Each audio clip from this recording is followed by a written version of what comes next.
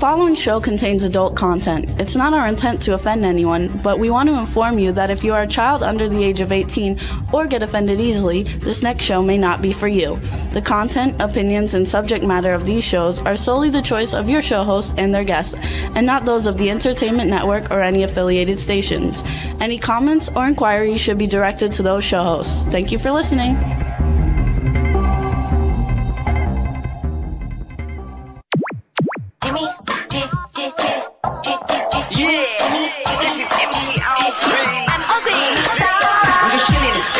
Sitting down and designing, why every man in a thinking, what are we gonna be wearing?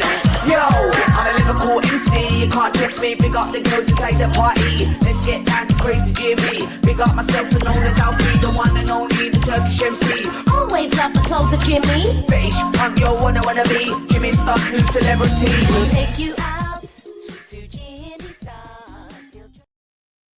Hey ho, what's up everybody? Welcome to the Jimmy Star Show with Ron Russell, bringing you the good times in music, fashion, pop culture, and entertainment. We got a great show for you today. It's going to be a lot of fun. Before we get started, let's introduce my cool, outrageous man about town co-host, Mr. Ron Russell. Come on, wake up. Let's go. Where am I? What am I doing? Yeah. What year is it? Hey, Astro. Hi, everybody. I'm napping. Astro's licking you. I am very tired because last night I was up very late watching a very interesting documentary about the 25 hustlers in Hollywood. And they were Rock Hudson, Tab Hunter, Rory Calhoun. I mean, the names are phenomenal. Astro, stop licking, huh? Here, come on. You want to come on? Thank you. Stop. Anyway, the most famous Hollywood stars, the most beautiful men that were in Hollywood, all belonged to the stable of this guy called Wilson. And Wilson was a big fag.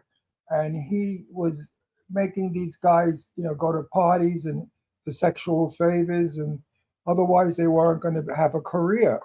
He would destroy their career. And if you wanted to become a star, you had to go to bed with him. Rock Hudson did, Tab Hunter did, Tony Perkins did. I mean, the list is just phenomenal. It's a very interesting documentary. I don't know where you'd find it. I found it on YouTube, and it was very, so I was up late. Anyway, I knew all these guys were gay, but I mean, hustling to pay rent when they were poor and starting off in the business for food. Sad. I never knew that Tab Hunter. I know Tab Hunter, got blowjobs in a movie theater when he was a teenager, that he wrote in his book. But I never knew that he was a hustler before he became a famous actor. Anyway, I still love him. Doesn't make a difference. Nah, people do what they got to do. I don't know what the women do. The women, Marilyn Monroe banged all of Hollywood. I don't think she missed a dick in Hollywood. No, really. I mean, she was just, or a woman. She was with women as well as men. So back in those days, Hollywood was perverted and very, very open. And I don't know. Now it's all pedophiles, so it changed. Well, I mean, when I was a young guy, I got hit on, but never for a career. Too bad. No, I never. You know what it was? I played stupid. When they hit on me, I made like I didn't get it. You know what I mean? And after a while, they gave up. But I was propositioned plenty when I was 18, 19 years old.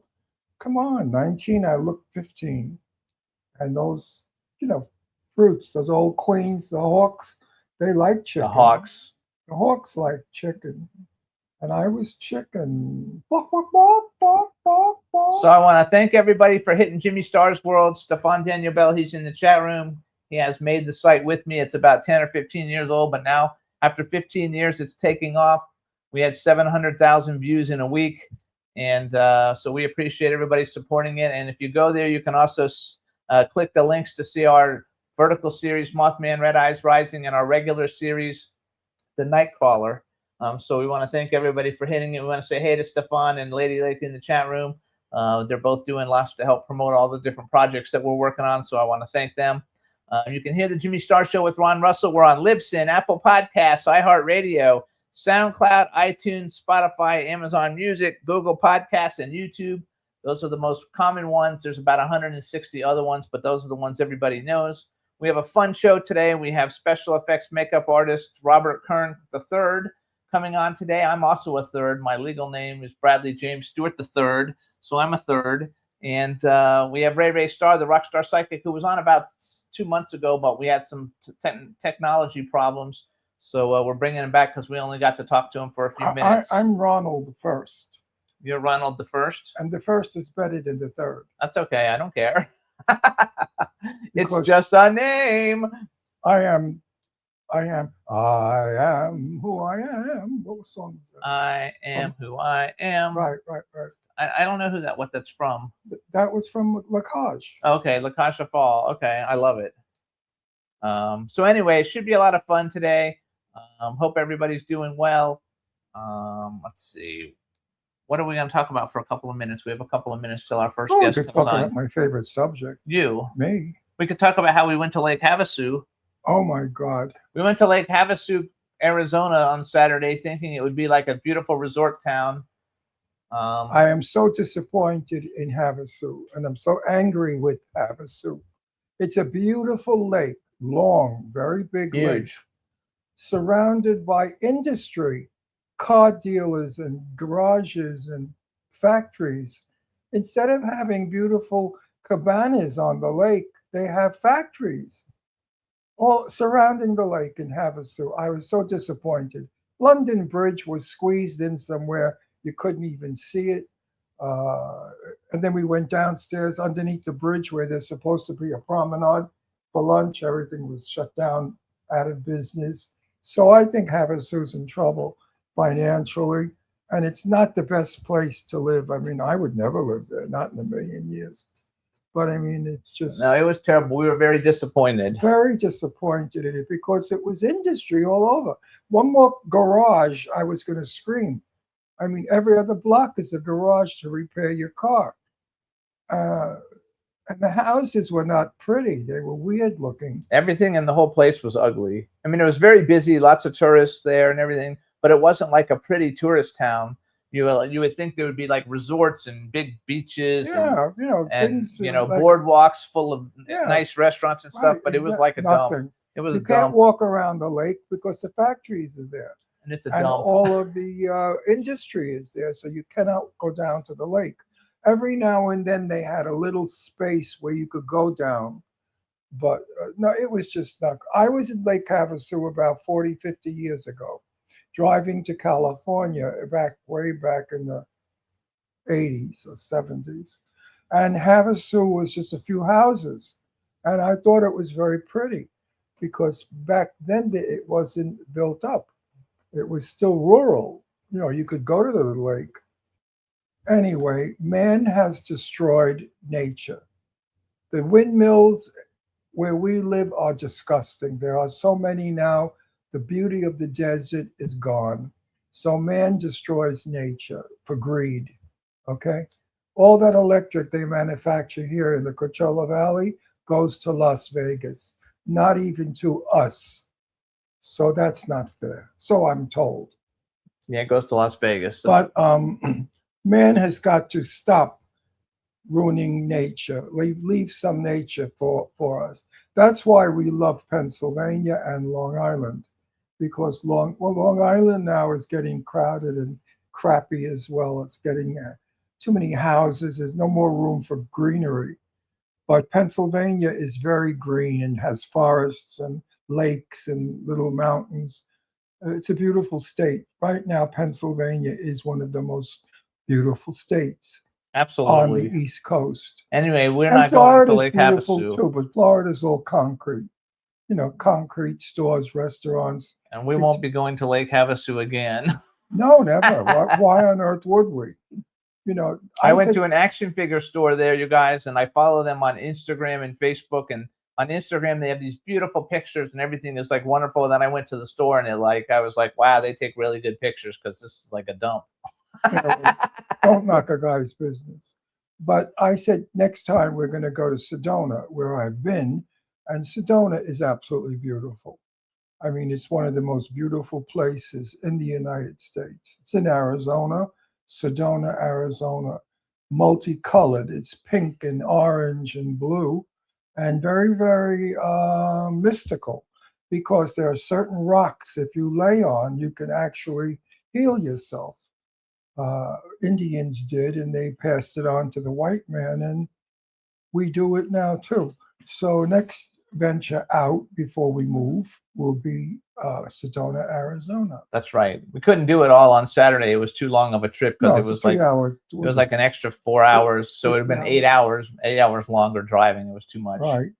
But it's worth it. I love Sedona. Jane Russell used to live in Sedona. She owned 2 houses there. She moved there and got bored to death and said, that's why I said, how come you left? She said, because it was boring. There was nothing to do there. So she moved back to California. Jane Russell liked action. She's a Gemini. So she's like I am. I'm a Gemini. We like action. We like things happening. We can't live in a sleepy town of nothing. You know, where all you do is yawn. No. So you ready to bring on our first guest? Yeah, sure. All right, let's do it. Let's bring on Robert. Hello. Hey, Robert, how you doing? I'm doing great. How are you guys doing? Good. Okay, Very good. well, We can thank actually you. see you well. You look great. All right, everybody. Now we want to welcome to the Jimmy Star Show with Ron Russell, incredibly accomplished special effects makeup artist, production designer, filmmaker, Robert Kern III. Hello and welcome to the show. Hi, guys. Thanks for having me. You This is look exciting. 15 years old. You look like you're 15 years old. I'm a lot older than I look, but I appreciate it. I actually have those You're glasses very just young. like that. They don't do it for you, honey. You look, Oh, I'm old. Well, then I don't have my glasses like that on right now. I have my other ones on, but he's got his on. So this is my cool, outrageous man about town co-host, Ron Russell. nice to know you. Hi, Ron. Sorry to hear about your Arizona trip. Yeah, it was About sucky. what? Our Arizona trip. Have you ever been to Havasu? No, I haven't. I don't think I'm going to go now. No, seriously. It sucked. Seriously, it's not a happy town. Oh, I'm sorry to hear that. Have you guys ever done? Have you ever done the ghost town, Jerome in Arizona? No, Yeah, I've been. I haven't. Yeah, I Oh was yeah, many times. I was there. it's very cool, very spooky there. I like spooky. Spooky. Oh, works. you guys should do that. There's a old hospital that shut down in the 50s that they converted to a hotel that's very, very haunted that you can stay at there. It's great. We actually many years ago when we lived in Pennsylvania, we went to New York to an abandoned insane asylum, and it was abandoned. And climbed in the second Kings window. Park. Kings Park Insane Asylum, and we went with a medium, a journalist, a pop star, and we videotaped the whole thing and put it together. We got like 300,000 views on YouTube, and but we had a blast doing it, and it was so The much best fun. fun was Jimmy's partner, Eileen Shapiro, has a pair of tits like you've never seen in your life. I mean, she's almost like a freak. Like, you know, she's out of proportion. They're one is like this and one is, I mean, they're gigantic, huge. And we all had to hop over a barbed wire fence. And we all did it well. But when Eileen went up to the top, she threw her tits over the fence and got caught. And there she was hanging from her tits. Well, I peed myself. I couldn't stop laughing. She's screaming, "Ron, help me." I couldn't help her because I was just out of control from It laughter. was so much And fun. the poor thing was hanging there from her knockers. We actually turned it So into a comic book. Wait a minute. They made a comic book about it, and they showed Eileen hooked on the fence by her knockers. Oh my God. Yeah, it sounds like one of my movies.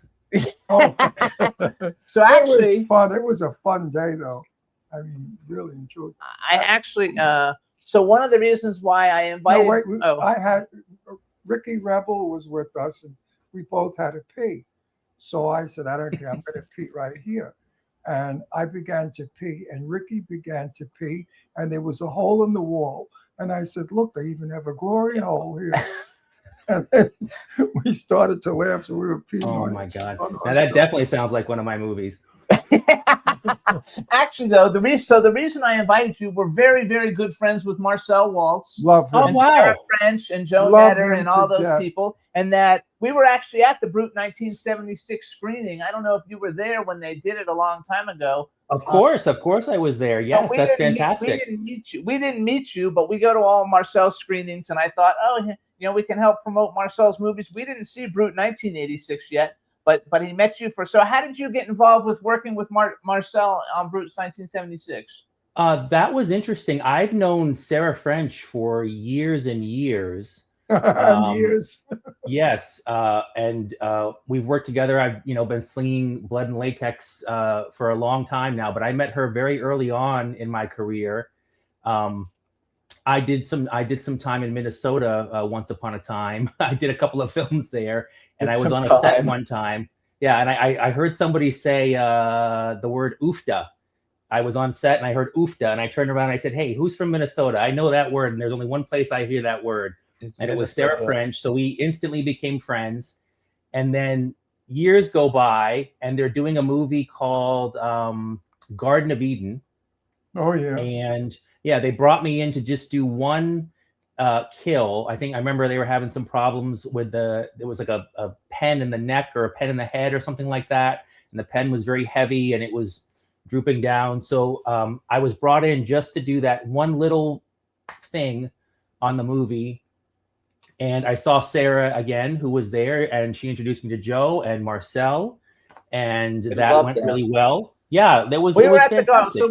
We were at the Garden of Eden premiere too. It was super intense. That was really intense. It was a very intense movie. But so just the little pen part is me, and yeah, we just hit it off. And I think that day they told me, "Hey, listen, we've got this thing cooking called Brute 1976." And we'd love to consider you joining us on that. And I sent over some kills I had done recently in some films, and I guess the rest is history. I was brought on for Brute, and we've never looked back. I love it. I love Brute 1976. I met Sarah like 20 years ago, literally when nobody knew who she was, and she's super great, and she's really turned into quite an actress. She's great in Brute. I love her in Brute. Story. I have a little Sarah French story.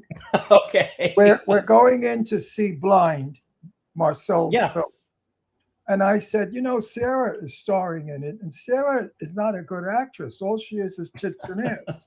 Every movie you see her in, she's in tits and ass. I don't think she's going to be able to pull off this movie. About 20 minutes into the movie, I turned to Jimmy. I said, oh, my God, she's fabulous. She did such a brilliant job with Blind because she didn't act, and she didn't act like screamy. She acted like a woman who really was terrified by an intruder. So Sarah, I had to tell Sarah that. I said, Sarah, he tells her all the time. I said, I tell her all the time, your tits and ass days are over. Don't do it anymore because you're a fine actress. Yeah, and I think she's fantastic in Brute 76. She's a very dear friend, and I love her to death. So you guys got to see, you saw the uncut version of Brute then. You saw the real deal in the theater. That's great. Yes. We saw the uncut version. I've also seen, I've seen two versions of it. So I guess the other one is the cut version. There's a censored version out there. 1976. That one doesn't show like dicks getting probably things done to them. Right. There's a very infamous now glory hole scene in Brute 1976 that we did. And there's a version out there that blurs the whole thing out, which some people get very upset about. I don't. I think it's great. I think it's a badge of honor. They tell me that Amazon has it blurred, which blows my mind. Amazon made The Boys, and The Boys is like the most graphic show of all time. Yes, it's the most violent show that you could ever watch. You've got people shrinking down to this big, and they're jumping inside penises, and it's it's like, you censored me. I can't show my glory hole scene. But no, I think it's very funny, and I think they tried to market it that way a little bit. The uncut version is definitely the one to see. And Vinegar Syndrome, I think, put out a beautiful hard copy of it recently too. So more and more people are discovering, and I get messages all the time about that scene. I think it's great. So you guys, Brute 1976, it's out now. Marcel Walsh directed it. Joe Netta wrote it. Stars Sarah French, Gigi Gustin, who's becoming a really big star in the horror world. Jed Rowan, who also is the pretty boy in Blind, you guys. Robert Felstead Jr., which I just saw a commercial with him in it. And Adam Bucci, who we had on the show not too long ago. It's a really cool. I love Adam so much. Yeah, Adam is great. So I actually, we're going to play the trailer so people can kind of see it. So we're going to play the one that says Brute 1976. So you introduce the trailer for us and then hang on. So that way people can kind of get an idea what it is. You guys, this is available for streaming all over the place, but you introduce it for us and then hang on.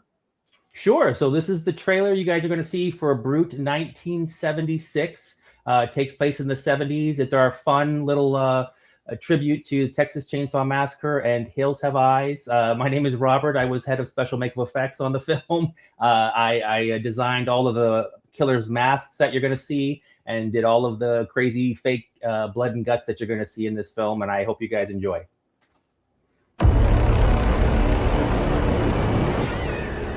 You know where you are, right? This place's nickname is Death. Let's begin. All aboard for your one-way trip to hell. No one ever comes out this way anymore. 100 years ago, this was one of the most brutal places in America. Did you hear that? The worst of the worst showed up here. Murder. That was the way of life. One of us is definitely getting murdered here. Anybody down there?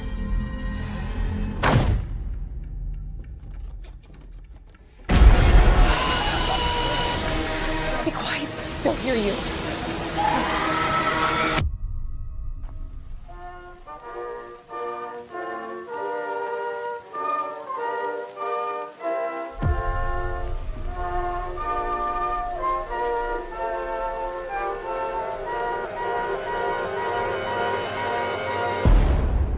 Is that a chainsaw? We need to get out of here. Why are you doing this? Why does anyone do anything?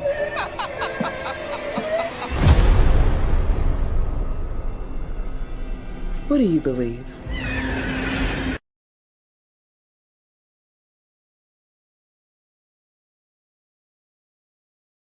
I love it. I enjoyed the movie so much. I'm a big Texas Chainsaw Massacre fan. We've had everybody who's played Texas Chainsaw Massacre on the show. We saw this about 2 years ago. Yeah, it was about 2 years ago. But it came out a year ago. And I love the big guy with the mask, the really big guy. He was at the premiere and he was really cool. Yeah.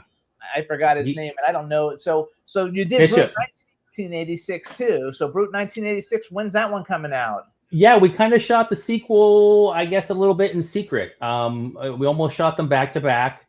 And Brute 1986, there's a 10-year jump, so it takes place in the 80s. That should be coming out very soon. I can't say too much about it, but there's going to be a big announcement soon about the premiere. And I think by October, you guys should be able to see that one. I can't wait. Now, why can't you tell us more about it? They haven't made official announcements yet. The premiere and how it's going to be opening and whether it's going to theaters. So we're still a little bit sworn to secrecy on that, but it's going to be big. You have nothing to tell us. You guys are getting more out of me than I thought, but that's okay. Well, Marcel will tell us, let us know when it's ready. Anyway, we see it. We talk to him all the time. Is Dominic in town? Oh, I don't know about Dominic. Are you going to Marcel's premiere Wednesday? He has got a premiere next Wednesday. I'm working on a slasher film right now. So if I have the time, I'd love to. I've got a few projects coming out this year that I think you guys are going to really like. So it's a good time to be a horror fan. Absolutely. So I have a question about that. So because you've done a little bit of all kinds of movies, some of them, I guess what I really wanted to know is like, how did you actually get involved? Have you always been a horror movie fan? Because what you do is very difficult, and I know all the special effects guys, and like most of them, I don't like or they suck. But we've had some really good ones on our show. I have Robert Kurtzman coming on next week. So I've had some really good ones come on, and you're a good one because I've seen majority of the movies that you've done. And you're not crazy. And we're friends with a lot of the people that are in the films that you have done, which we'll talk about in a minute. But like, have you always been a horror movie fan, and how did you decide this is what you were going to do? I think I have. Well, I don't know if you want to say fan, but when I was very, very young, I was very, very scared of horror films. I saw An American Werewolf in London when I was 4 years old. I saw the original Nightmare on Elm Street not too long after that. And yes, wait a minute. Wait a minute. You saw. Oh my! You were 4 years old. I was 4 years old at the drive-in the very first time I saw. I mean, I was about 100 when I saw that movie. No, stop. He's 86. He's 86. I was not 4 years old. You're not 86. You look fantastic. Yeah, he's 86. I could have seen you in a baby carriage. That's right. So we saw it at a drive-in. I don't think the drive-in is there anymore. We saw it in New Hampshire, at Lake Winnipesaukee in New England, and that's what the very first time I saw a horror film. I was 4 years old.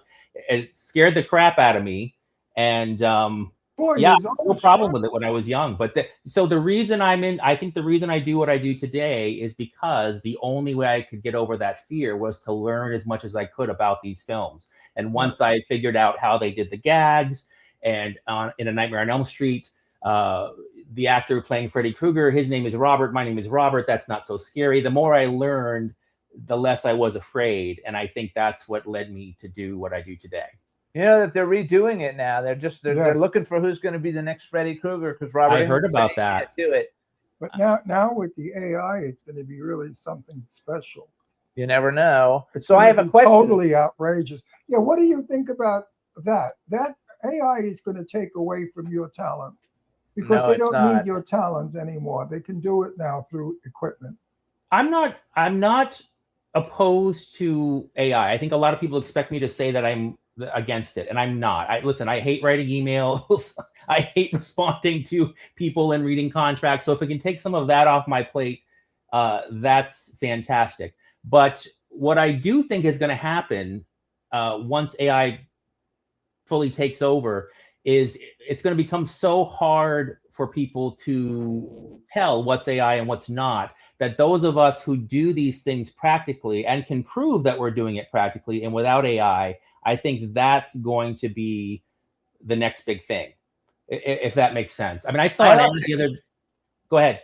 I think it's all about money. I don't think practical effects are ever going to go away. I think that you're going to maybe use AI for bigger things that need to be like car crashes and explosions, but not for making the monsters monsters. No, if they can cut the cost.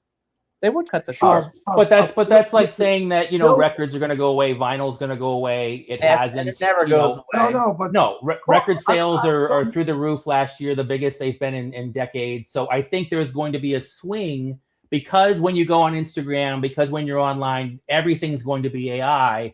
Those of us that are still doing it the practical way, I think that's going to be where the business is. There will be people craving that. Because it's all, I know the business, it's all about money. If they could save money on a production, they'll do it. But you can't save money on that stuff. AI, listen, when I was on the Big Friggin' Rat, they built a Volkswagen-sized rat, and it cost a lot of money. They could have done that with AI. No, they couldn't have. Yes, they could. He doesn't really know anything about AI. He's just learning. I do. Like, I have two TV series. That's okay. I don't know anything about it either. I just think that there's always going to be a market for what I do.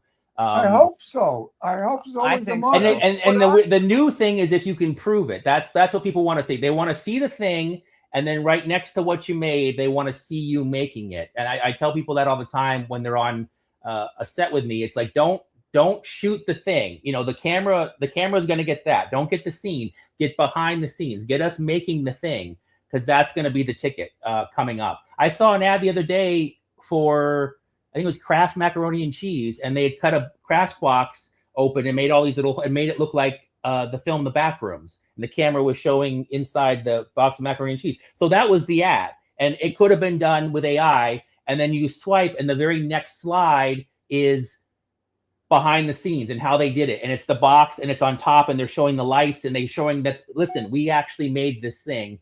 And that whole ad went viral. I never thought I'd see that in my lifetime. They're showing you how they did the commercial in the commercial because they want you to know we made this practically. I think that's very special. Oh, absolutely. Wait, you have to see the film that Jimmy made, all AI.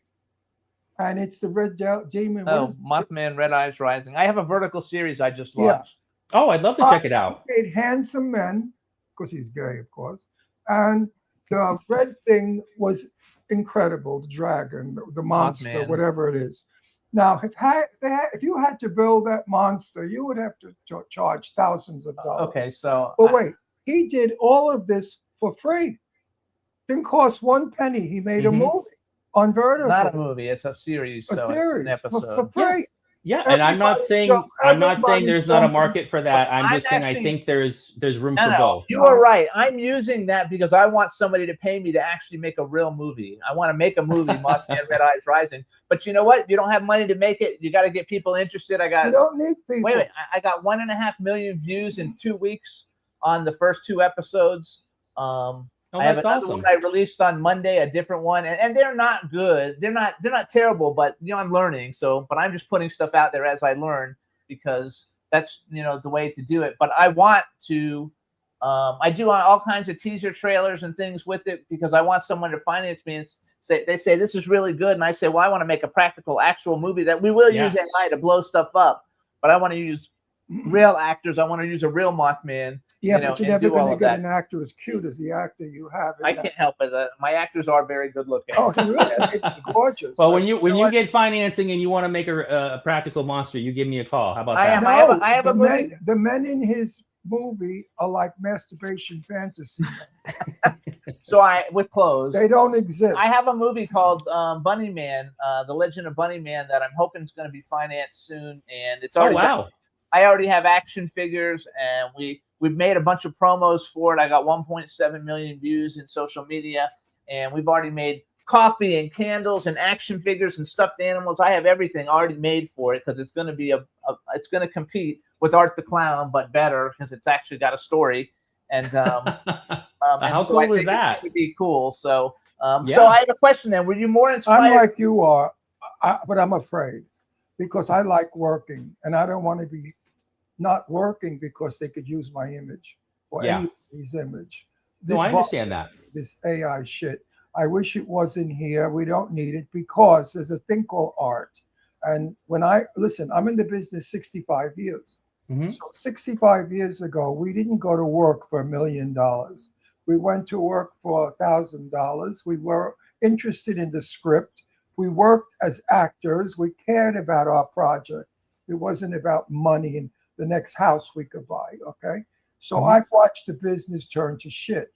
I've watched Japan and other countries come into our business and buy it up and manufacture garbage. And now we have AI coming in. It's going to finish us off. I am terrified of it. I hate it. I wish it never was. I do understand that. The old days was called art. A movie was art. Today, if it's AI, it's a cartoon. It's not art anymore. Well, I get it, but I think there are those of us out there that are still interested in doing things practically and still making art. You're going to be doing it. I read so much about it. What are you going to give an Academy Award to an AI? No, you can't. But character? You can't. AI characters can't get an Academy Award. I know that. It doesn't matter. The Academy Awards are moving to YouTube in a couple of years, so all of that's going away very soon. So I read everything about all the AI stuff. I have friends that are making like feature films that look better than any $100 million movie. They really look good. I don't think you're ever going to get rid of practical effects, especially people who can really do it like you do. And I've always been a horror movie fan. My first horror movie that I ever saw by myself was Phantasm. Phantasm, which was friends with everybody, and Phantom of the Paradise, which you're probably too young to know what that is. No, I know Phantom of the Paradise, of course. Great film. So were you inspired more by horror movies or by like artists like Rick Baker, Stan Winston, Dick Smith, or Tom Savini's a friend of mine? I knew Rick and I knew Dick. I knew the two of them. Yeah, like, I adore Tom Savini. You know, Splatter King. That's my idol. I got to meet Rick Baker recently, and of course he did the transformation scene, the makeup effects for American Werewolf in London, which changed my life, and I got to tell him so. Yeah, you know, the greatest werewolf transformation ever put on film, as far as I'm concerned. They created the Academy Award. Speaking of the Oscars, for makeup for Rick for that film. So yeah, those are absolutely my inspiration. That's always what I look to when I get these gigs. I noticed too. I knew Rick when he was starting off in Universal.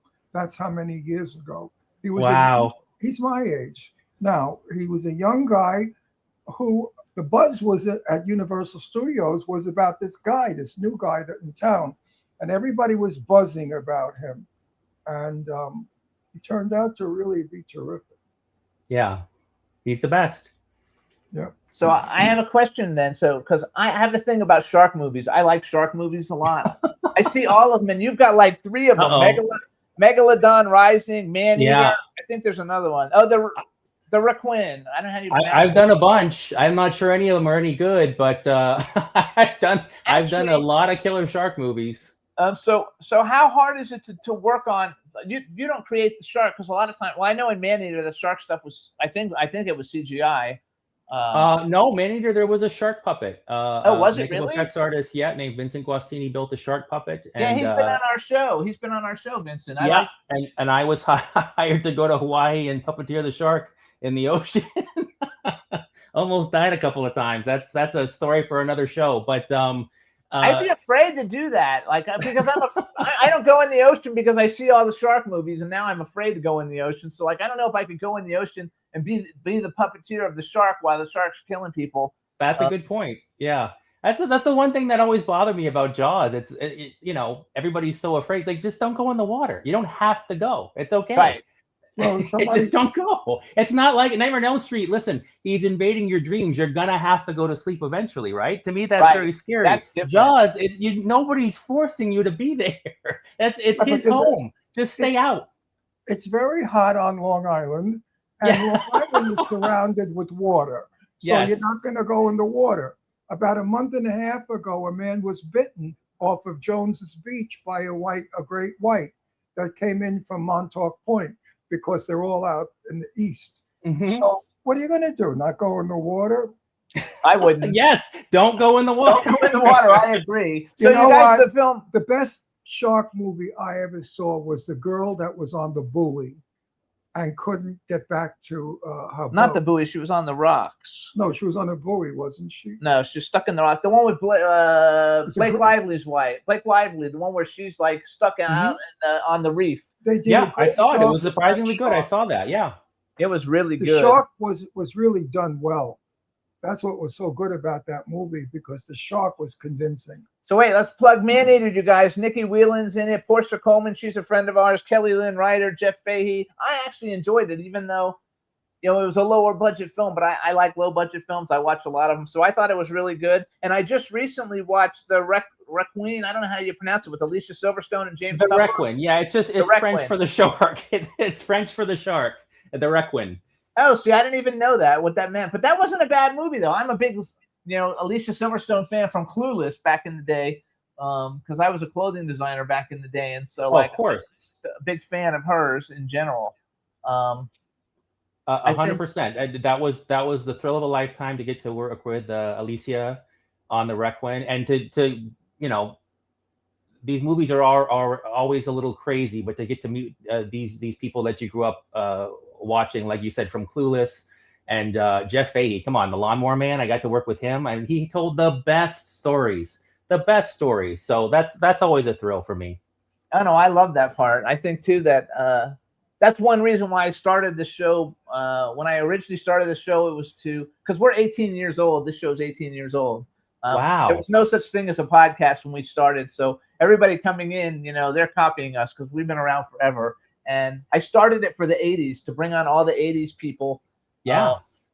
Like our first guests were like Dreamweaver, Gary Wright for music, and Expose, and Malcolm McDowell and Lance Henriksen. Like we had all these great people right at the beginning. Oh my And then goodness. we turned it into TV, and Ron came on 14 years ago, and we've just blown up since then. And but I like all these different kinds of movies. One of the movies that I like that you weren't the lead special effects, but it's according to your IMDb, you worked on it, and that's the 2021 Wrong Turn. Oh, that's right. I was on the newest Wrong Turn. Yes, Wrong Turn, the Foundation, I think they called it. I liked Wrong Turn.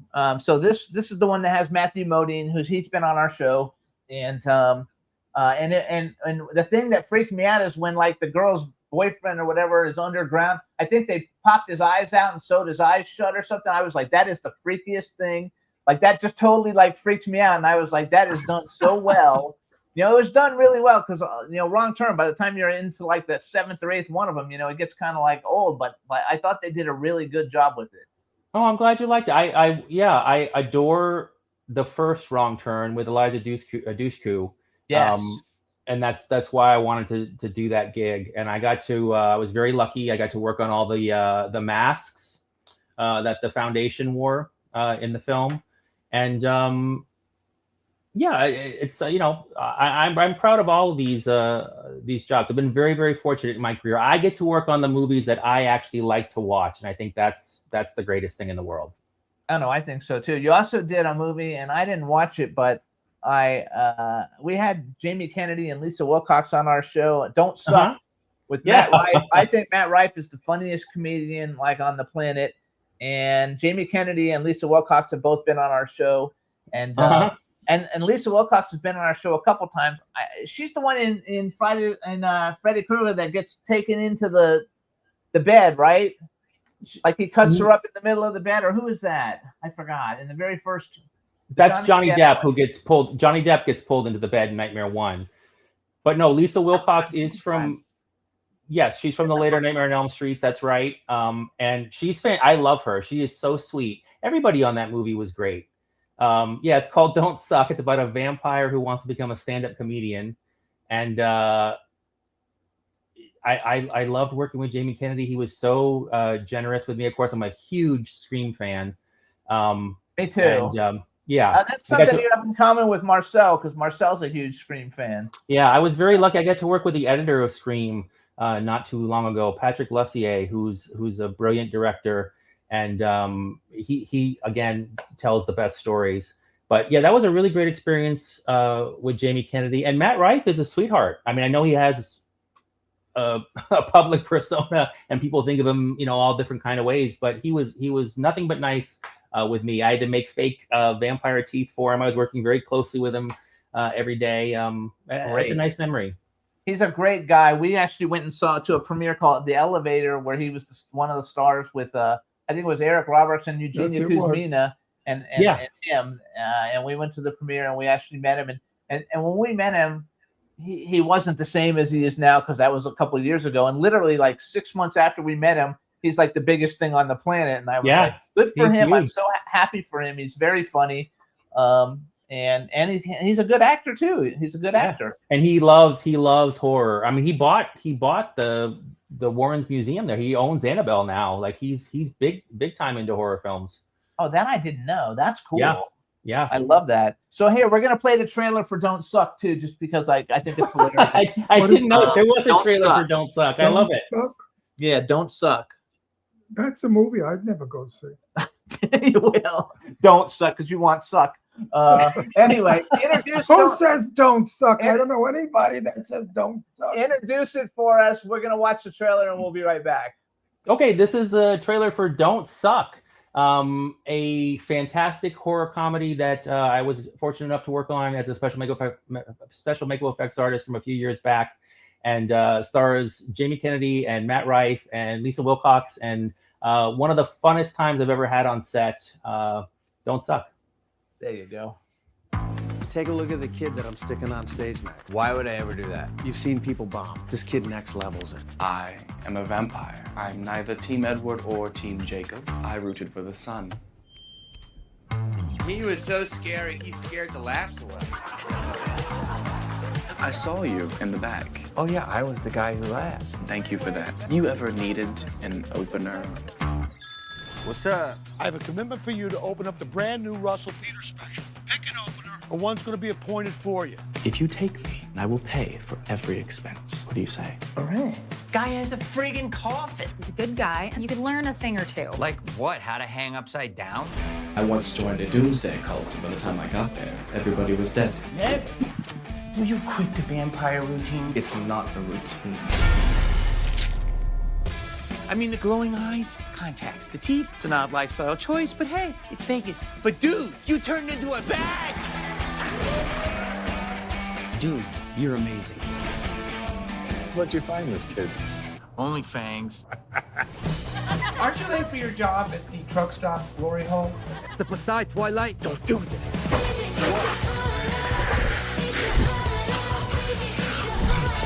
You killed a guy and drank his blood. That's crazy. Do you have any idea what it's like to be emotionally dead inside? Have you met me? I'm a comedian. Do you want to touch it?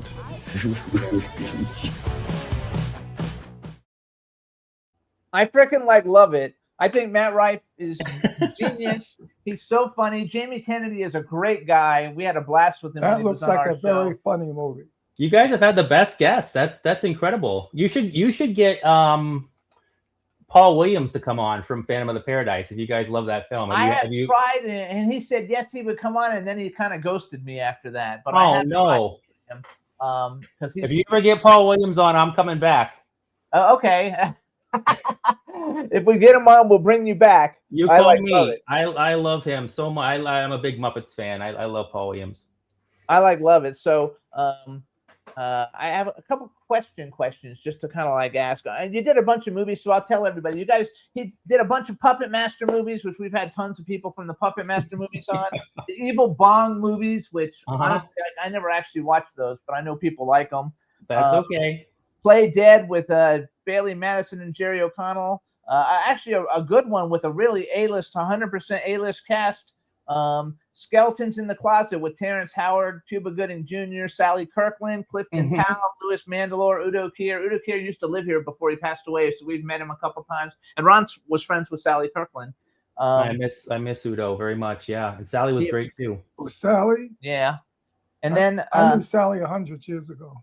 And you did A Blind Bargain, which I've never met Crispin Glover. We almost had him on the show, but Sean Whalen, Jed Rowan, and Galen Howard, they've all been on the show. Megalodon Rising with Tom Sizemore, and rest in peace. He never came on the show, but we did know him. We saw him a lot of places. And Nyx. He was nice. Sizemore, I liked him. Nyx with Dee Wallace. We just had her on recently. And Ron knows Michael Pare for 40 years or something. No, I know him about 50 years. Over 50 years. I knew him when he was 21 and gorgeous. He was one of the handsomest men. No, when he was 21, he was breathtaking. Beautiful man. And I went somewhere with you to a Churchill event, and I'm talking to this man who I had no idea who he was, and it was Michael Pare. That's how much he had changed. He was just gorgeous when he was young. Another big one that you did, Prey, with Ryan Felipe, Emil Hirsch, and Mina Subari. That's a really big one too. How was it working with lions? There were no actual lions on set.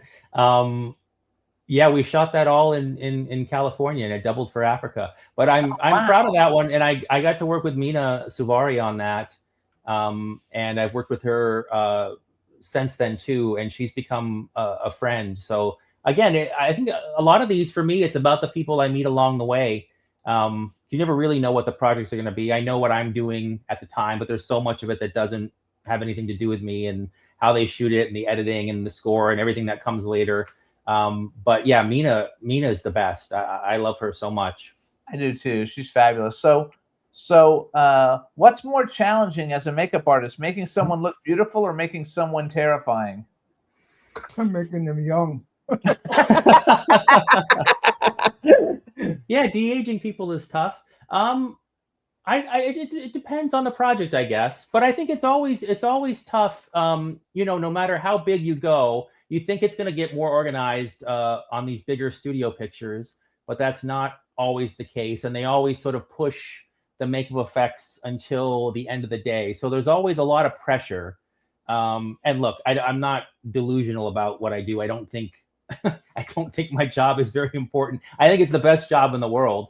People like to tell me all the time on sets that they've got the best job, and it's like, no. I have the coolest job. Trust me. But listen, I'm not a doctor. I'm not a lawyer.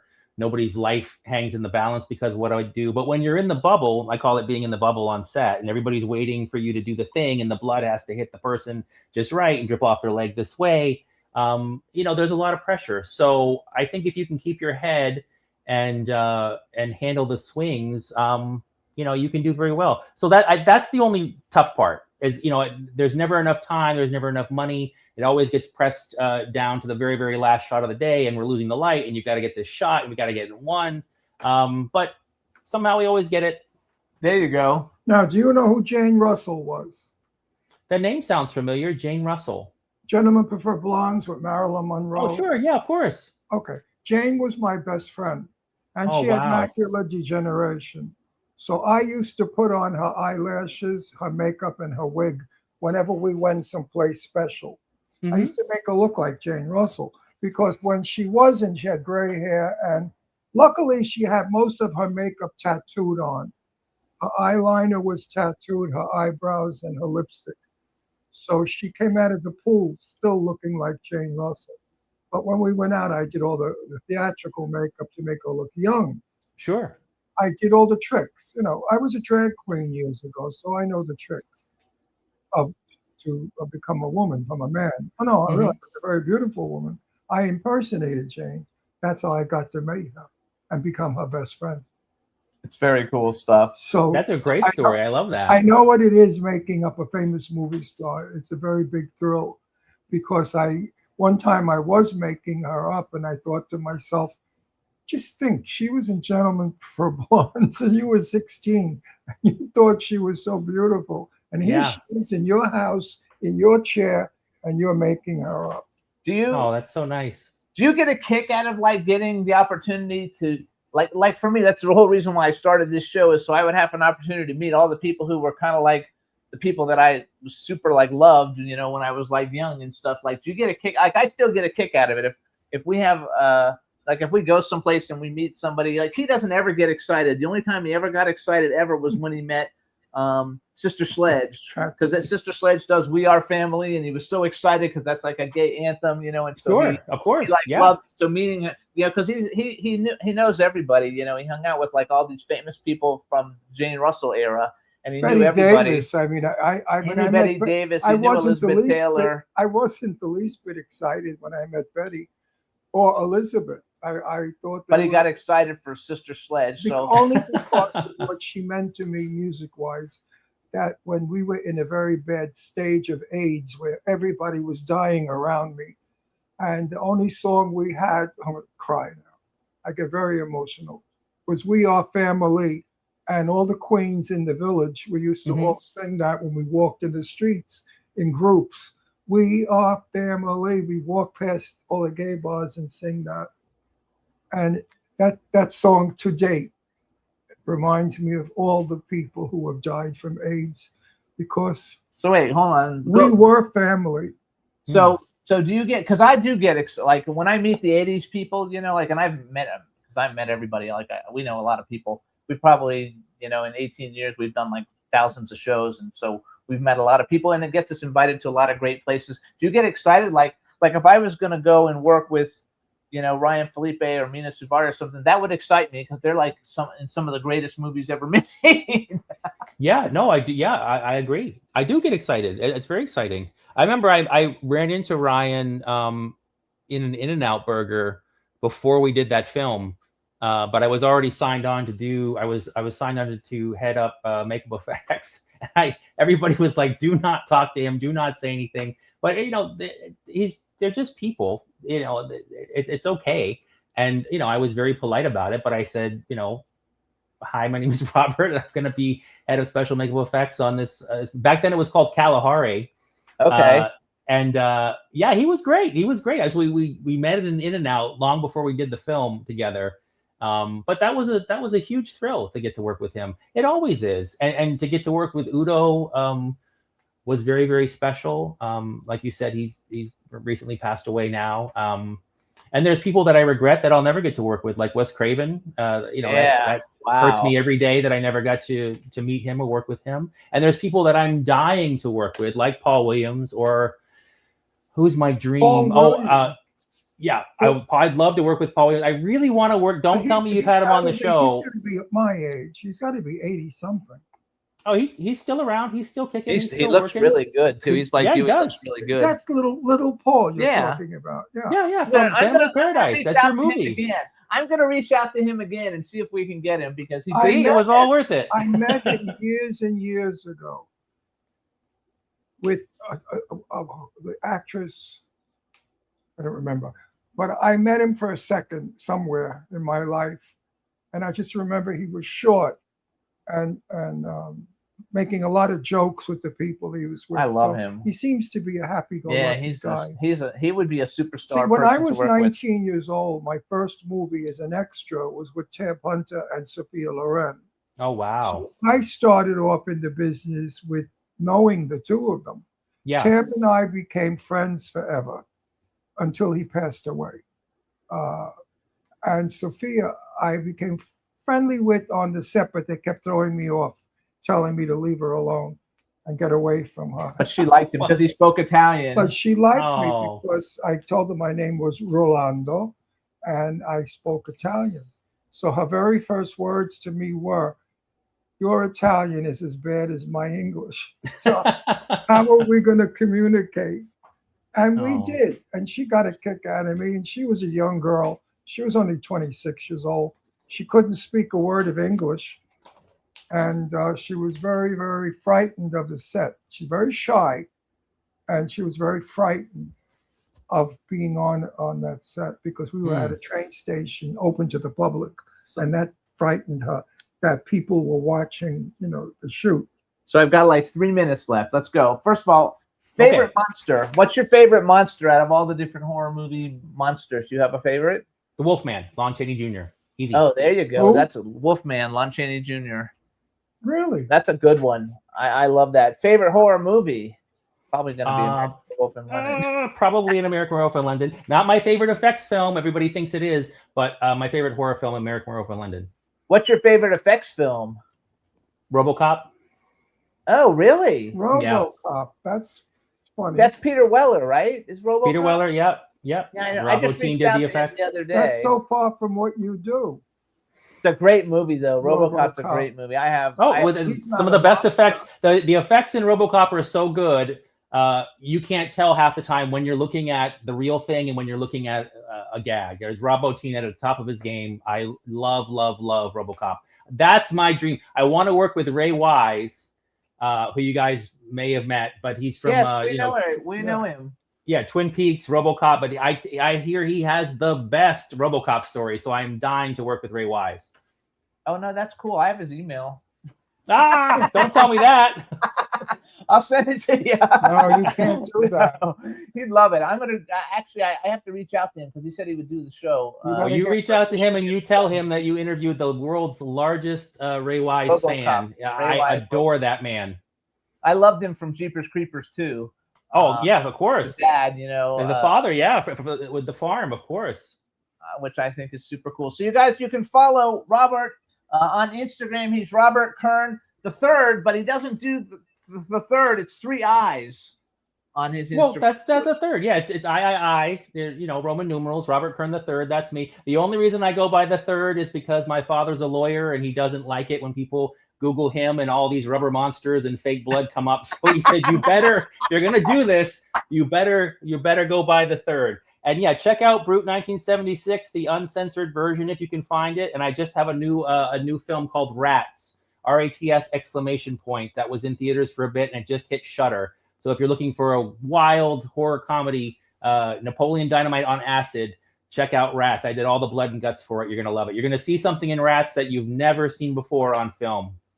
I love it. And you guys, and hopefully we'll see you if you have a chance and you can get off, you go to Marcel's premiere next week. Either way, we want to thank you for coming on the show. Yep. Congratulations on all your wonderful work. I'm a big fan and I'd like to put you down because people come to me looking for people all the time. So now I'll say, hey, I know this guy and he does great special effects in case You have him call me and we'll make something weird. I promise. Absolutely. I love it. All right. Thank you so much. Bye-bye, Robert. Thank you guys. Robert. Keep making art. Good Thank you show. guys so much. Appreciate you. Good show, Bye-bye. Robert. Thank Hey, you you for- guys. So, Thank you. so we're going to play 2 videos before our next guest comes on. They're really short. The first one is the Nightcrawler series opening that we made. It's only 30-second song for our new AI show, The Nightcrawler. And it basically is all the credits for the show. But we put it out a week and a half ago and it got 1.5 million plays. So it's really cool. So we're going to play that first. It's 35 seconds. So check it out. Here's the opening credit created by Jennifer James for the Nightcrawler TV series. Enjoy.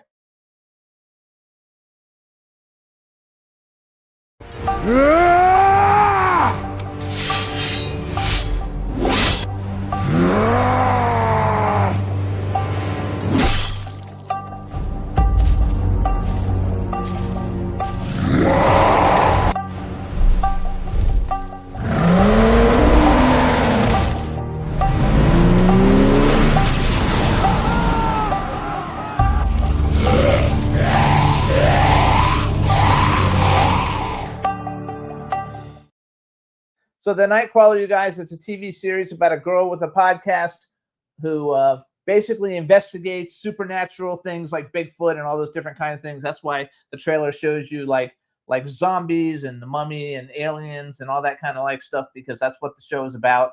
And we put up our first episode 2 days ago. It's really short. I think you guys will dig it.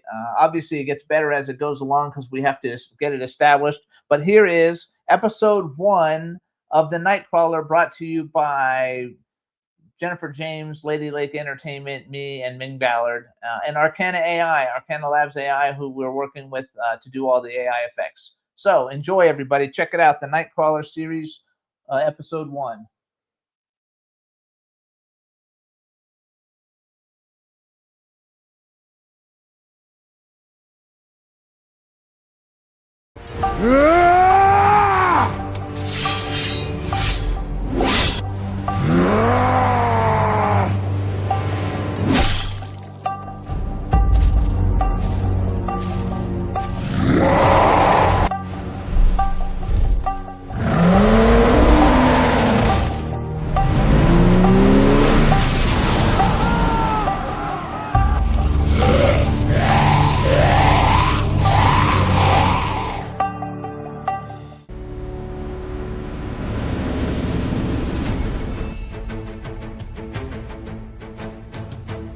Tell me again what we're doing running around the port of Los Angeles in the middle of the night?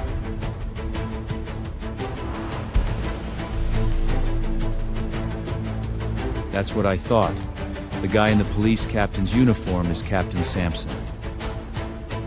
Because of the walkouts, he is now second in command at the LAPD. You know what this is about? Who are those other guys?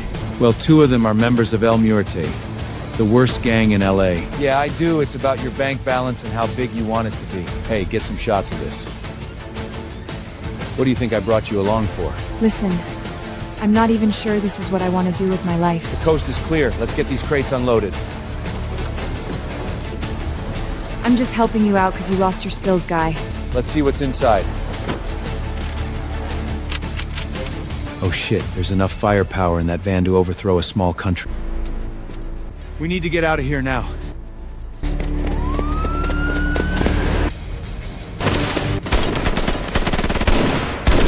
Stay right where you are! The boss will want to talk to you! Please give your boss our regrets, but I don't think we'll be able to join him this evening.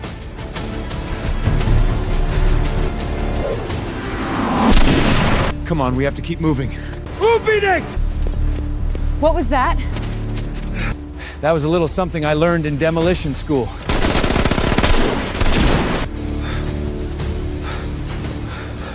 You went to demolition school?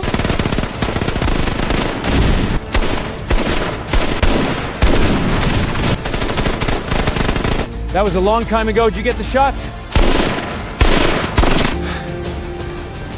Of course I did. Good girl! All right, everybody. So that's episode 1. It gets better as it goes along. It's really a lot of fun. It's called The Nightcrawler. You can follow us at Nightcrawler TV series. We're on Facebook, Instagram, and we have a YouTube channel. And the next episode comes out in 2 weeks because we're alternating weeks. So next week, a new Mothman episode will come out, and the following week, a new Nightcrawler episode will come out. And it's a lot of fun. We're having a really good time with it. So hope you guys like it too. There. What'd you think? They look pretty good, right? The people are good looking. Well, I had to ask you who was real and who was fake. I can't tell the difference. I think now you never need to hire an actor again or film crew. If you could do this, however you do this, I don't know how you do this. Well, but one of the things that we've learned that we could do, we could take a video camera and take a video of you, let's say, with a tennis racket. We could have you swatting at something, and we could turn you into a monster in a costume, and put an axe in their hand. There goes theater. And so I think it's all very fun. I think you guys are going to dig it. Also, you guys, I have an AI, which I'm going to explain more in another time once I get it all figured out. But I have an agent, a talent agent for AI, to use my image in things, because I'm not an actor, so I don't care if people use my image, and I want to make money. And if it seems like it's a really good thing, I'll let everybody know, and they can join up and get paid to be in things. So we'll have to see how that whole thing goes. Anyway. Could use my image so I don't have to get up early and drive to LA to go to work. Well, everybody's not going to be using AI. What's really going to happen is people are going to use real people for their movies, but they're going to blow up the buildings and make the plane crashes and all that stuff in AI. That's what's going to happen. As long as you don't not have an actor. Yes, but it's great. And so it's all really good. So anyway, I hope you guys liked it, and please follow us on Instagram, YouTube, and Facebook. All right, we're going to bring on our guest. You ready? Ready. All right, let's go. Hello, hello. Yay, we can hear you right off the bat. I'm so excited. Oh, no, another star. Can I take this? Am I going to throw up from these Jimmy stars? Star and Ray Ray Star. Oh, I'm going to throw up from the stars. You're Ron Russell Star. The hell I am. Hey, you guys, now we want to welcome to the Jimmy Star Show with Ron Russell, rock star psychic Ray Ray Star. We had him on a couple of weeks ago. Well, actually, like about 6 weeks ago, I think, but we had a bad connection and we had trouble hearing him. So now we get to go back and do it again. That's because he was so powerful. His psychic abilities that fucked up all the lines. Knocked everything out. Messed everything up. Yeah, that's right. Yeah. Because the dead people came in and they broke the wires. Yeah, you never know. So, Ray Ray, real quick, you know Ron already. Say hi to everybody in the chat room. Hello, hello, hello. How's everybody doing? Hello, Ray. How have you been for a couple of weeks? Well, when I'm not causing power outages and, Zoom connection failures. I love it. Yeah. So something new. You know what? Half of the audiences are going to believe that shit. That's okay. Let them believe it. That's right. Power outages. That's right. Hey, we should make a comic book. You could be like the psychic superhero, doing all that stuff. That would be funny. You could put all the lights out in New York again, like years ago when New York went dark. Yeah, that would be fun, actually. I think that just sounds fun. Yeah. So something big has happened for Ray Ray since he was on the show last, you guys. Not talking about his psychic stuff, which you can follow him on Instagram at Ray Ray Star with a number 1, and his website is rayraystar.com. But he got nominated for a Josie Music Awards Song of the Year for rock artist for a song called Ashes Next Door. So congratulations. What's it called? Ashes Next Door. Ashes Next Door. And the Josie Music Awards is the largest independent music, award show that there is. It takes place in Nashville at the Grand Ole Opry, and so this time we'll go back to your psychic stuff. Let's talk a little music stuff since we didn't get to do that last time. Fair enough. Here, Ashes Next Door. No, we're gonna play a different one. Back from the Ashes. We're gonna play later on in a little bit. Well, he's got a thing for ashes, this guy. Yes. You see where this whole thing's going, right? Dead people, power outages, ashes. There's a theme here. I love it. So tell us a little bit. So here's what I have written down. Let's see. Guitarist, record producer, executive producer, entertainer, psychic, built a career on stage and behind the scenes. Who are some of your early music influences? Ooh. Oh, hands down, The Who is probably the biggest influence on my life when it came to rock and roll. The minute I saw, The Pete, Who. yeah, when I saw Pete Townsend take a guitar and smash it on stage and just go all rock star, I just thought that was the coolest shit I've ever seen in my life. And I'm like, I got to do that. But I still, I get too attached to my guitars. I haven't busted any. but Did that you being ever said, hear of a group called Country Joe and the Fish? oh yeah, of course. Yeah, That was the group that was big when I was young. very cool. Country Joe and the Fish. Could you imagine? Have you really heard of it, or did you just say that? No, I actually have heard of that. I have heard of that. No, he was Yeah. good. He was great. Yeah. He was Yeah, very- no. Country Joe and the Fish. I'm not Yeah. kidding. That was the name of the group. Yeah. When I was young, that's what we danced to. I love that. I think that I don't know, nobody. I don't think anybody's ever come on and picked the Who, even though I did. I was a big fan of Tommy. Yeah, when I was a love the kid. movie. Tommy. Oh, the Pinball movie, Wizard yeah. and all that stuff. That's the Who, right? That did that. Yeah. Yeah, that was a big deal for The me. pinball nut. The Pinball Wizard. Yeah. Yeah. He's a pinball wizard. Yeah, that was actually very cool. I didn't expect you to pick them though. Okay, give us one other influence. Well, I Give us mean, one other. I'm not a great pinball player, but I am deaf, dumb, and blind. So Deaf, dumb, and blind. yeah, Sure plays me pinball. I love it. yeah. So and Margaret did a good job in that. Oh yeah, Yeah. You never saw Tommy? I did see Tommy. Absolutely. I don't even remember it really. And Margaret, she had those tits that were like torpedoes. A bra. Back in those days, bras were all seams and they were pointy. So Yeah. when women put their boobs in the bra became the rocket. And they all looked nice. like they had torpedoes. And if you fell on one, you get killed. You get plummeted. But anyway, and Margaret was very hot in that movie. Oh, absolutely. She's hot all the time. But in that movie especially, it's a good movie. I wish they put it on. I'd like to watch it again. Actually, I forgot the about music it. was fabulous. Yeah, it was such a cool thing. How did you decide you were going to be a musician?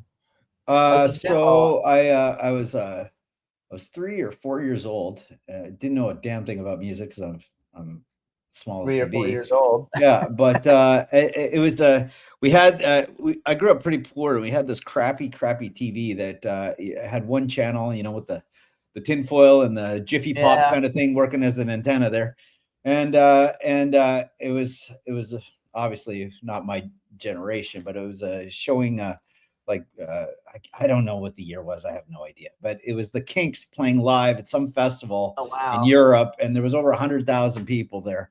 And I pointed at the screen, I pointed back at my old man, I pointed at the screen again. I go, that's what I want to be when I grow up. And I had no idea what the hell, because I don't come from a musical family at all. Like, I don't know how they missed the entire boat on that, but like, that's where I got dropped off. A fucking stork, I still got a beef with that son of a bitch, but whatever. That's another story.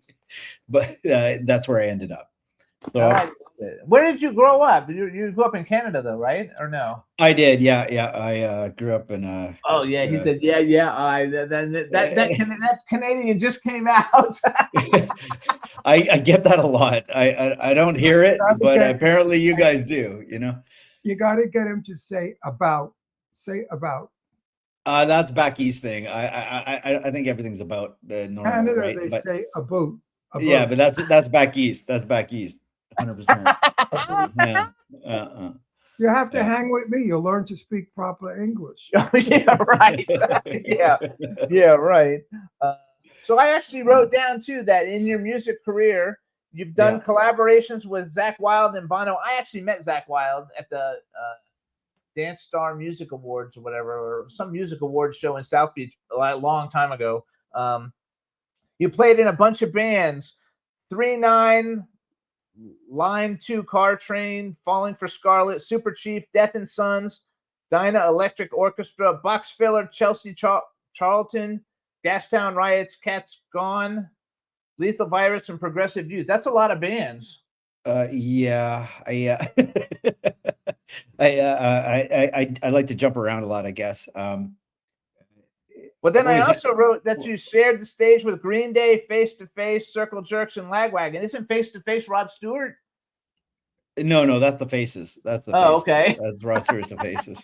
The No, Circle Face to- Jerks were a big band in Gainesville when I went to college. At the Circle university. Jerk? Yeah, the Circle Oh, Jerks. yeah. They were a huge punk band when I was like in school. Yeah, it was They used to play pretty everything. pretty awesome to get to play stage with them. You know, like I was still pretty young, and you know, in punk rock days, they were idols. You know, so to get to share stage with them was pretty cool. You know, No, I love that. I think that's yeah. just way cool. Yeah. Yes, they were called the Circle Jerks. So in my day, that's what a circle jerk was. But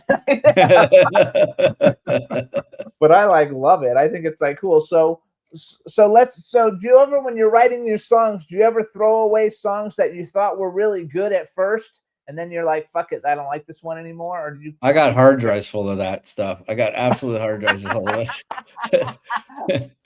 How did Diane Warren say it? You know, for every 100 pieces of shit, you go on a piece of gold. You know. Yes, and I think I upped that number, but you know, it's just full of stuff. You know, and of course, typical in musician fashion, ADD brain at its finest. You know, like I'm a great starter and a crappy finisher. So I got like I said, hard drives full of half done songs. You know, I'll get to it one day, and then of course I probably won't.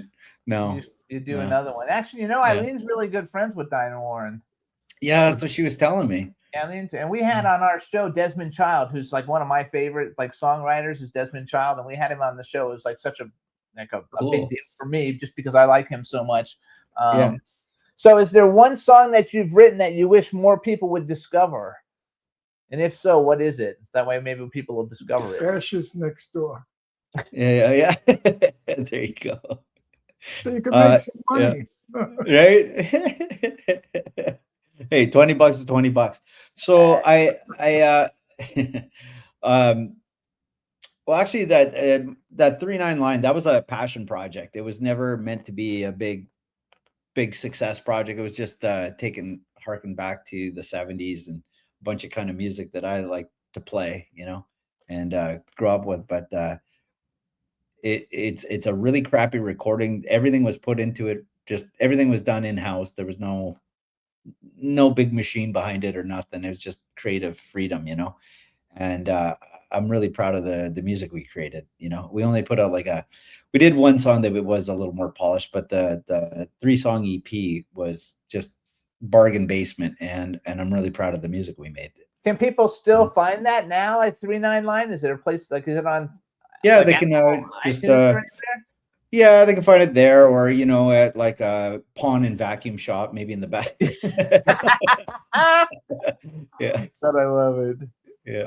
Do you have a favorite song, or like let's say what's one song that's ever been released that you would be like, oh my God, I wish I would have written that song? Oh my God.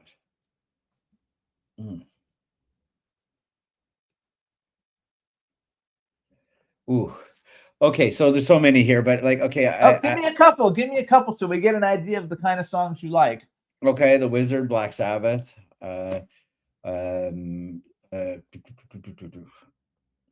Well, so you really like that fucking hardcore, like that's like heavy duty rock. Yeah, I guess. And you know, like what's that? Won't Get Fooled Again by The Who. I think that's a brilliant song. On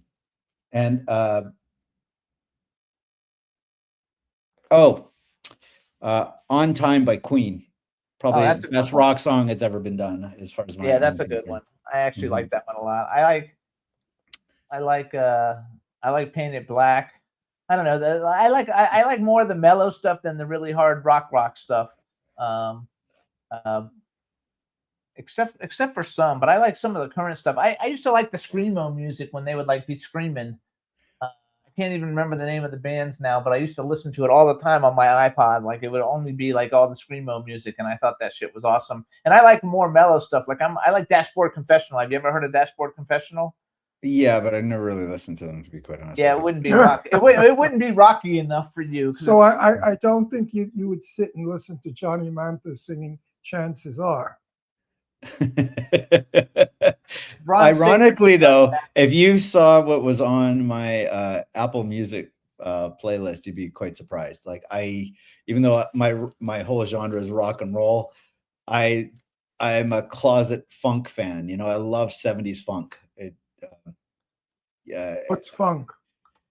Oh, well, Parliament? No. Oh yeah, I like Parliament, but you know who's actually my absolute favorite is, if you can find it, is Rasputin Stash.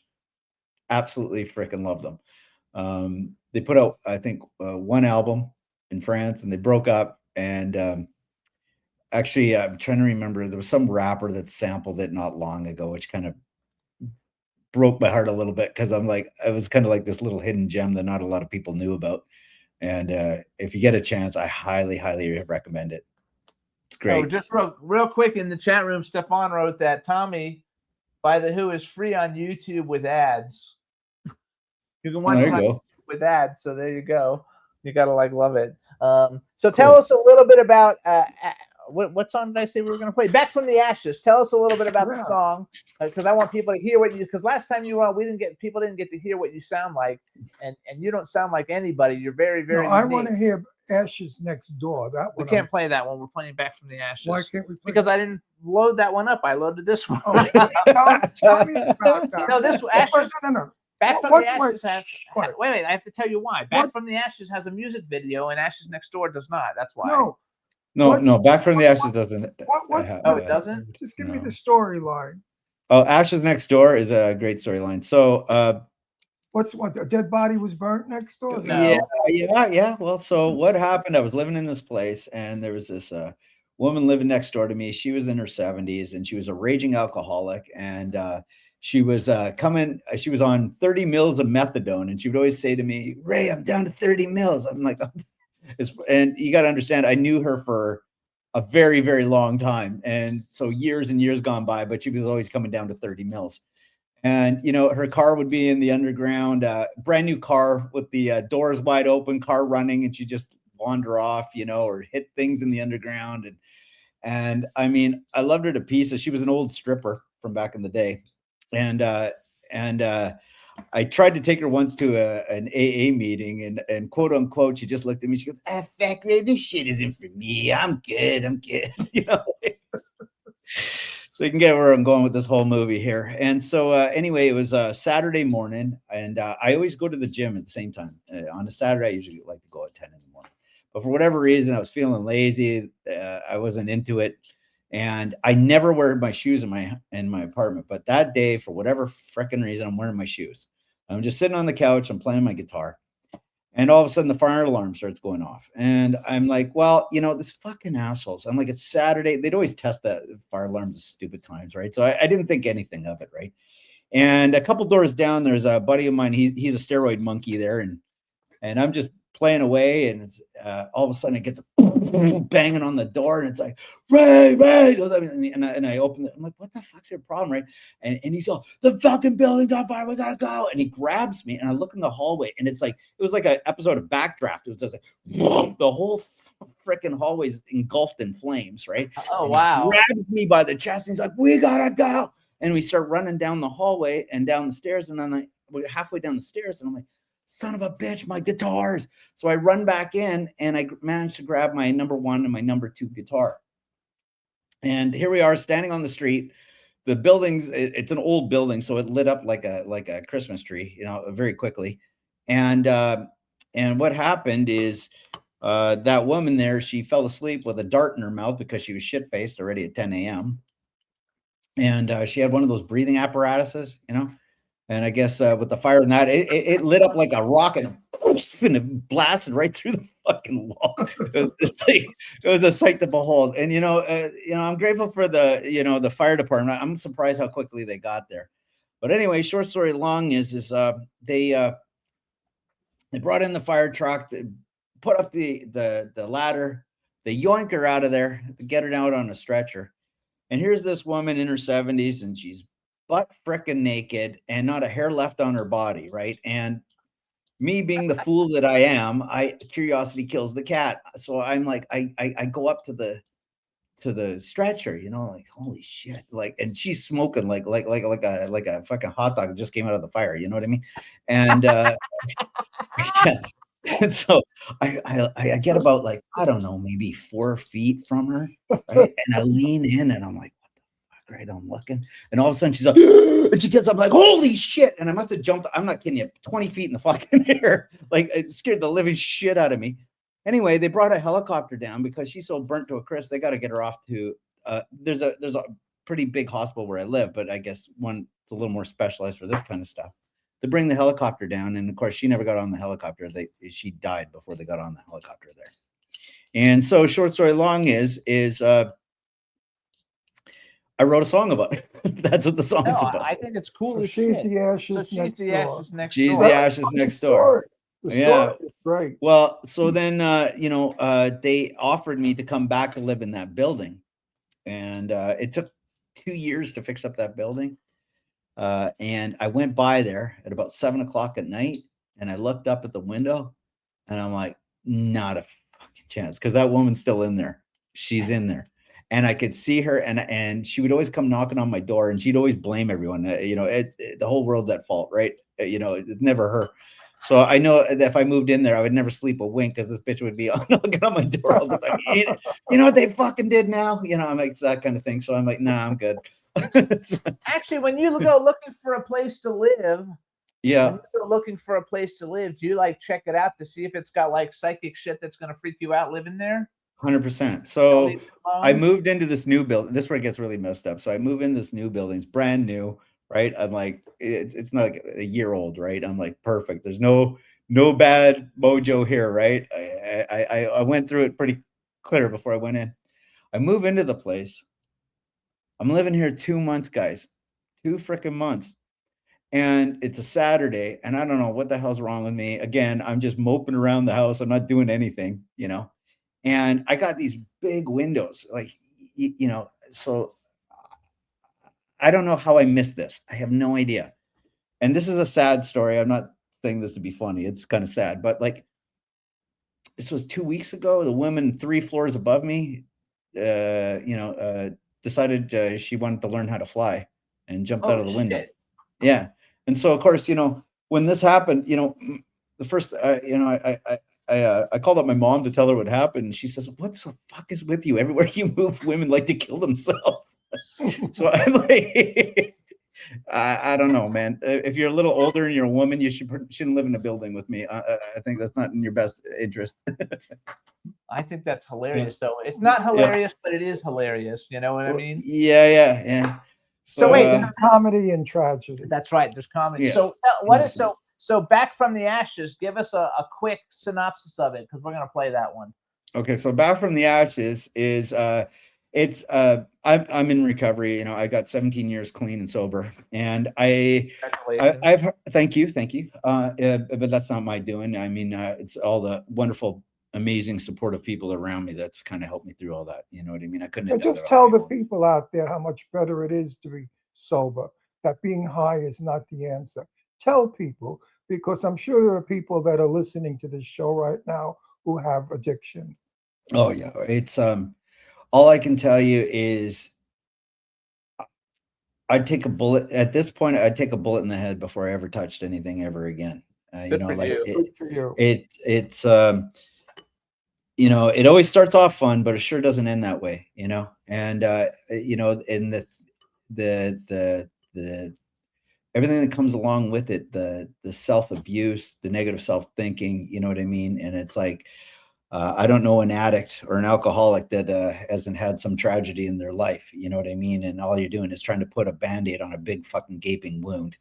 And that never pans out yet. And everyone will hide behind it. And I used to too, thinking, I don't need anything, and I got this all figured out, and look how great I am, and I've dealt with everything. And the reality is I hadn't, right? And my addiction, I started in the nice part of town, and in the end I ended up in the poopy part of town, living in a cardboard condo. So like that's the reality of my addiction, where it took me. It took years to get there, but I got there. And it doesn't matter. You don't have to end up homeless to hit a bottom. It's just you know when you've hit your bottom, and it's different for everybody, you know. And I wouldn't wish that on anybody, but at the same time, I'm grateful I had that bottom, because if I didn't have it, I would have never turned my life around. So there you go. So Back from the Ashes has to do with that then. Yeah. So basically, there's lots of songs out there about addiction and stuff like that, but I realized there's no song for like addicts don't have a theme song. You know what I mean? So I wanted to write a song for like, hey, you know what? Like I've seen the most incredible things in my life in recovery, you know, like you know, not to get into too many, but you know, like a guy that I know that was homeless for 18 years, eating out of dumpsters, living in an alley for 18 years, complete psychosis, mental health. They basically told him that he's going to be perma special if you get my drift. You know what I mean? Like he's done. And with a lot of rehabilitation and stuff like that, short story long is after being, if I didn't see it with my own eyes, I wouldn't have believed it. But as 10 years of him being sober, and this is a guy, you got to remember, this guy lived like hard life for 20 years on the street, you know, and he went and bought a house for $2 million. Good for him. Yeah. I mean, so that's why I tried to talk about it. I know, you know, technically, when it comes to recovery, they always say it's anonymity and you shouldn't be talking about it in public spaces and stuff like that. But I think it's different, and I feel the world has changed a little bit. And if people can see, hey, if a train wreck like Ray can turn his life around, maybe I can too. You know what I mean? I think so too. I agree with that. About it. Yeah. So that's what Back from the Ashes is about then. Yeah, it's like, hey, you know what? You can bounce back, and you will bounce back, you know, and we're not all garbage, because, you know, you look out at the street and you see all these homeless people and stuff like that. And the natural response is like, you know, get a job or do something or just go away. You know, like, you know, it's crazy how people look down on these people. And the sad thing is that someone's brother, sister, mother, whatever, you know what I mean? So anyway, that's why I decided to write a song for them. All right, so we're gonna play it. We're gonna actually play it for everybody. So you and are we allowed? They're not gonna kick us off? No, they're not gonna kick us off, I don't think, for this. So we're gonna play the one that says "Back from the Ashes." Ray Star. Ray, you introduce it and then hang on. We'll be back as soon as it finishes playing. Okay, sounds good. Introduce it. Yeah, introduce it. Okay, this is "Back from the Ashes" by me, Ray Star, and I hope you guys enjoy it as much as I did writing it. There you go. Yeah.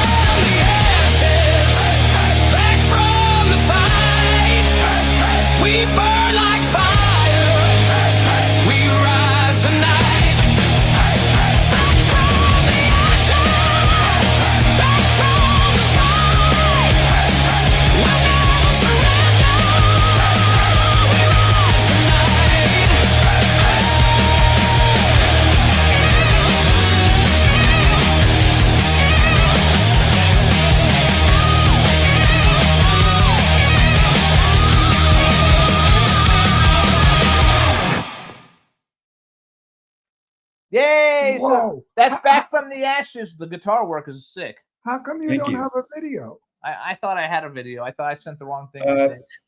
Do you have a video of that I don't song? have a video. No. We have to make you an AI video of that song. Yeah, maybe that would be a good idea. We'll make you look 19. So I hear like a lot of different kind of like influences in your music. You got some killer voice. Yeah. You know, I talked to you earlier today and you were like taking a voice lesson, but like you have No, a no, hold on. On that song, no. On that song, that's not me singing. That's Eldon. Oh, Reese that's not singing you on- singing. No, Okay. that's not on that song. You're On guitaring. the other song, yeah. This one is Eldon Reese. Yeah. So Okay, so yeah. because it It's was very monster singer. The monster sing. Can you sing like that? No. If I could, he wouldn't be hired. Yeah, no. That was sick. Yeah, he's got the pipes for sure. And I think a lot of your music in general reminds me of, because I've listened to a whole bunch of your music. I hear a lot of like, I don't know, and I don't know if this is going to be, you might not like these comparisons, but like for me, like I hear like I'm a big Lenny Kravitz. I hear like Lenny Kravitz, Nice. and I hear like Motley Crue a little bit in there, and even with some of the like guitar riffs and stuff, a little Aerosmith even in that. I'll take that. Sure, absolutely. So I think that you're like a super freaking like talent. And if you really listen, you can hear Johnny Mathis in the background. Of course, that he's the bane of my existence. Ron loves Johnny Mathis. I love him. I've met him 3 times, and he's a lovely man. The Oh, kindest, cool. sweetest, most gentle man. You know who he is, of course. I don't you? do. I do. And I love him. He's a lovely person. Very And that's cool. why his music is so beautiful, because he's a beautiful person. So when he sings with love, because he's full of love. What a nice guy. You know, too, your music would be good in horror movies. No, it wouldn't. It's good to go to get high. He likes horror movies. Yeah, but people that go horror. Oh, okay. He's going to say that he's going to agree with you. Horror. I say horror. No, he said, listen, he offends more women because he said, now, ladies and gentlemen, the queen of whore is coming on our show. And one woman said, what? I'm a whore? He said, no, horror. The poor bitch thought he said she was a Do you have a whore. favorite horror Called her movie? a whore. Do you have a favorite? You say horror. Say it. Horror. What did I say? Horror movie. No, you got to Horror. listen. Yeah, I guess I'm saying it wrong. New York City was before any other part of the country. When New Yeah. York was a thriving city, the rest of America was a desert. Nothing. Farms. Stupid people. So when we speak the real English. You guys have a distorted shit. Not you, but the Midwesterners and the California. Look, jog and water. We don't say water and jog. We pronounce it correctly. Dog and water. Water and dog. Yeah, but that's how I talk So too. we speak English. We speak English. Do you like horror movies? Horror. It's not horror. It's horror. Horror. Yeah. Do you have a favorite horror movie? Going back in time a little bit. Well, I mean, obviously the classics, like Exorcist and stuff. But Damien, the first Damien, the opening scene, still this day scares the shit out of me. I think it was just brilliant. It's great. Mm-hmm. I'm actually friends with the guy who played Damien in the original Omen as the little No kid. way. Yeah. Wow. He's been on our show, actually. He's been on our show. Very cool. He was really cool. I spent a weekend at a convention hanging out with him. We had a really good time. So I think it's But do you realize, Ray, all the years we're on, 14 years, 18 years. Wow. 18 years, we do 4 shows a month, 2 hours each show, 2 guests. So that's 2, 4, 6, 8 guests people a month. It's 400 a year. I can't go anymore. 400 a year for 18 years is wow. A lot. So we're bound to have a lot of interesting people, don't you think? Sooner or later. Like you. Sooner or later. Like you. I like you. You're funny. I enjoy you. You're funny. You're like a cold sore. I know. I get it. No, some of our guests are boring. They're so fucking boring. I can't stay awake when I'm doing an interview. Oh, shit. No, it's nice to have a guy like you because I have a good time. I enjoy my show. If I Yeah. don't enjoy my show, those 2 hours are so fucking long. But you guys can go to RayRayStar.com, and if you want to go to RayRayStar.com, he has a little button on there if you want to do psychic readings. Tell us a little bit Yeah, about. let's talk psychic. I love He likes that the shit. psychic. Okay.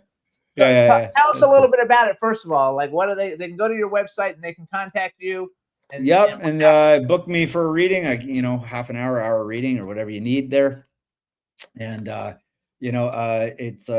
it's something that kind of grew into something that I never chose it. It chose me, as most psychics I will agree. It's the same story for them.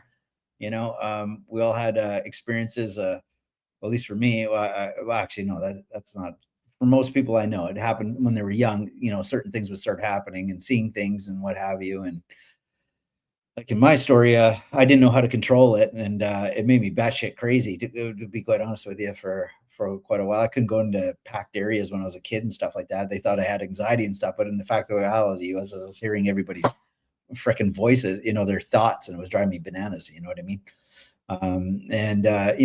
Luckily, I learned to shut it off, but just because I didn't want to have it, you know what I mean? And I pushed it away as much as I humanly could, and it did help a bit. But as you know, like it's like that's asking an elephant to stop being an elephant. You know what I mean? Like you're an elephant. Right.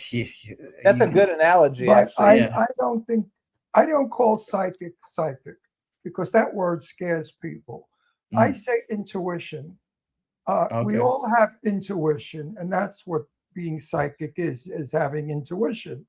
Yeah. And some of us can see it greater than others. So when you talk to people, in order not to frighten them, you say, well, I have intuition, and my intuition is that your wife is a hoe and she's out banging in their neighborhood. Yeah. Now, do you think that person's going to come back? No, you got to deliver it with there's nothing worse than having to deliver that kind of message. But the fact of the matter is, it happens more than you know. And how do you be tactful? You have to be really tactful. Always. Well, you wear a condom. No.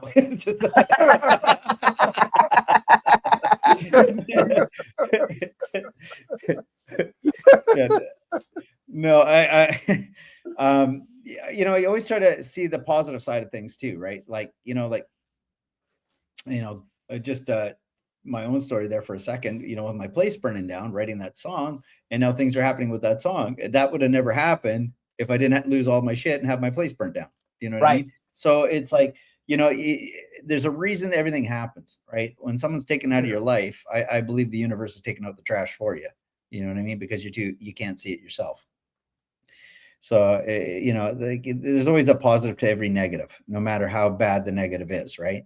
And one thing that I learned when it comes to psychic people, I mean, yes, you're right. Absolutely. I couldn't agree with you more, Ron. Everybody on this planet's got intuition. However, the best psychics I know have had some real fucking tragedy happen to them somewhere in their life. Something got fucked up. And when that happened, it got woken up like times 10. And if you remember, like when you watch like Stanley Kubrick touched on this stuff, there was an actual government program, where, like that famous scene where they held his eyes open and just kept showing him tragic thing after tragic thing and dropping water drops. So we're friends with Malcolm McDowell. No shit. Yeah, he's been on Are the you show. kidding me? No. Oh my God, what a legend.